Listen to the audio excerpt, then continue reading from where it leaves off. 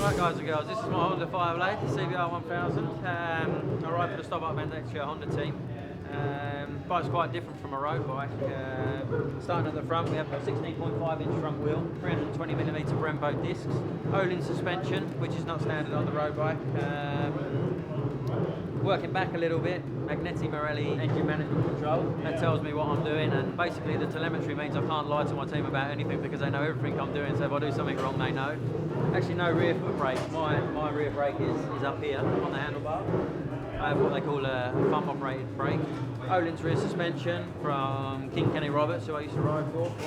He fabricates them. Again, 16.5 inch rear wheel. I have a bigger rear brake disc because of the thumb brake. The tyres obviously come from Dunlop. They've done a great job for us all year. They supply, top quality stuff to us. Exhausts come from Arrow, much louder than the standard ones. And I guess finally the engine, which is prepared and built at the team's workshops at Garstang. I think it makes somewhere around about 200 horsepower, so it's a little bit more powerful than a standard road bike. But the way the guys make the power nowadays, it's all about ease of throttle, getting on the throttle really, really easily. So you could actually ride the bikes to the shops, albeit the fastest thing you probably ever ride there. But yeah, it's a great bike.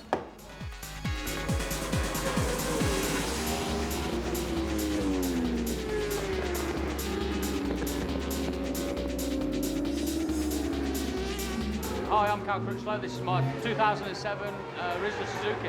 What makes this bike different from a normal road bike is obviously it's a superbike. It's a built engine round superbike regulations for the best, the best superbikes that you can go and buy from the shop to make them as fast as you can on a racetrack.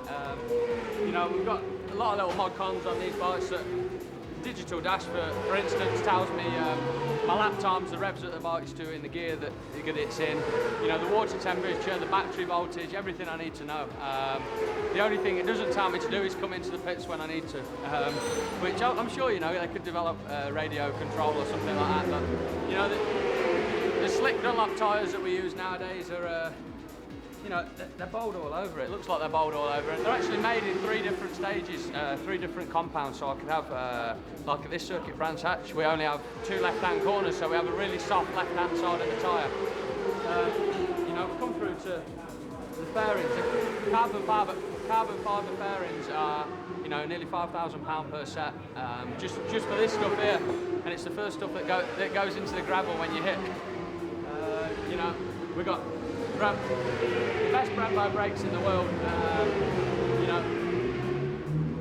They're designed to stop. With the front brake, and we also use a Brembo rear disc brake as well, foot brake. So the Brembos, are lightweight. They have a lot more stopping power than any road bike, and they don't fade simply because of the braided hoses. The oil that goes through the hose is actually braided, so it works fantastic.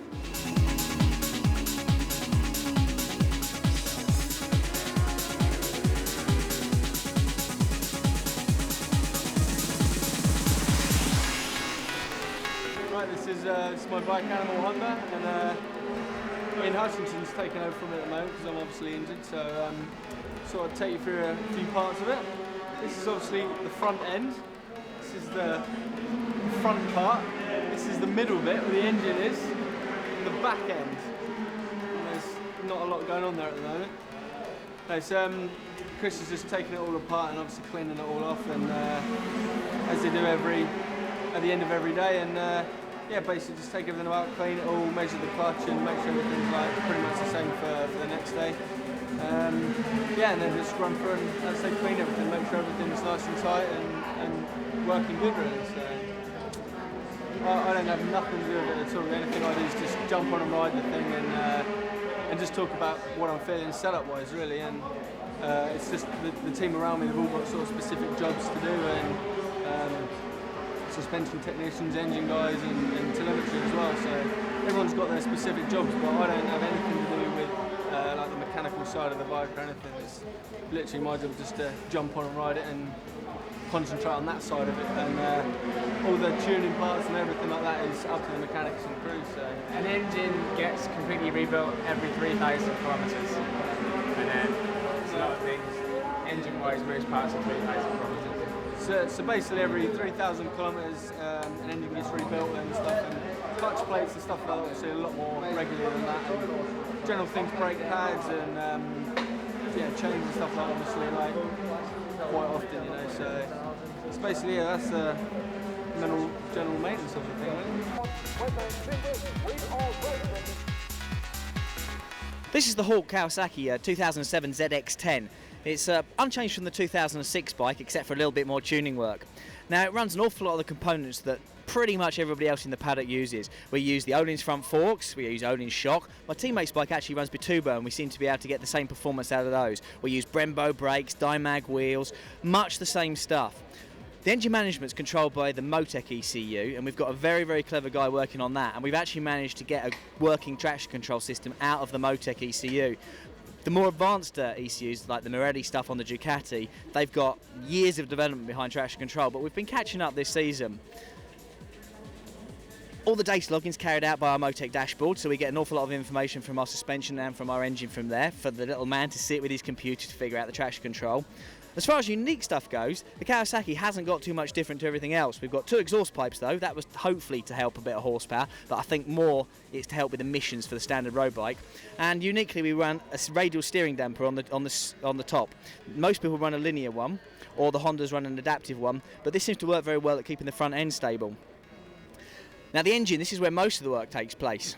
In our engine, we've obviously got much stronger conrods, we've got smaller, lighter pistons, much higher compression ratio, an awful lot of work goes into the cylinder head, different camshafts, and it all combines to make an engine that revs a lot higher than the standard road bike. It's a lot stronger, and it produces a lot more horsepower. It produces about 210 horsepower in one trim. The trim I like is actually a bit milder. It's got a bit of a flatter torque curve, smaller camshafts, and produces about 200 horsepower, which is quite a handful when you're out there on the racetrack.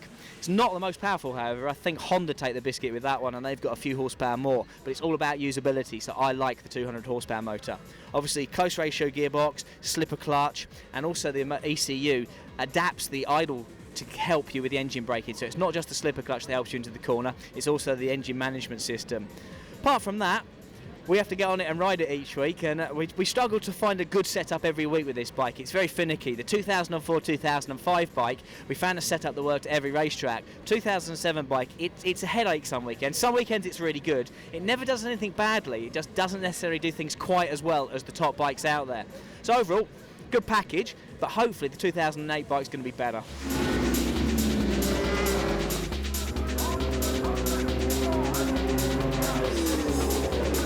Hello, my name is Gregorio Lavilla, and we are here just to show you a bit my bike. Actually, this is my number 2 bike, because as you could see, my number 1, the mechanics are changing the engine.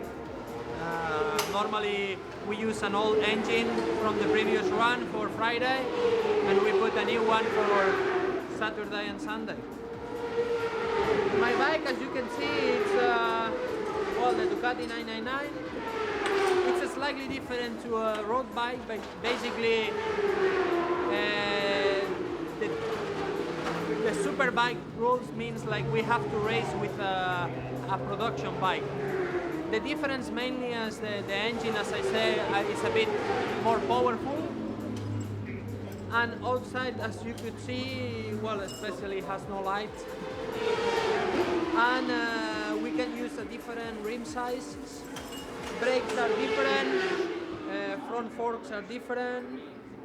Fuel tank, it's a bit bigger to have more fuel capacity. Shock, it's also different. And the swing arm, mainly the chassis is the same as a standard bike. If you can see here in my dashboard, 3 switchers. One is to start and stop the bike.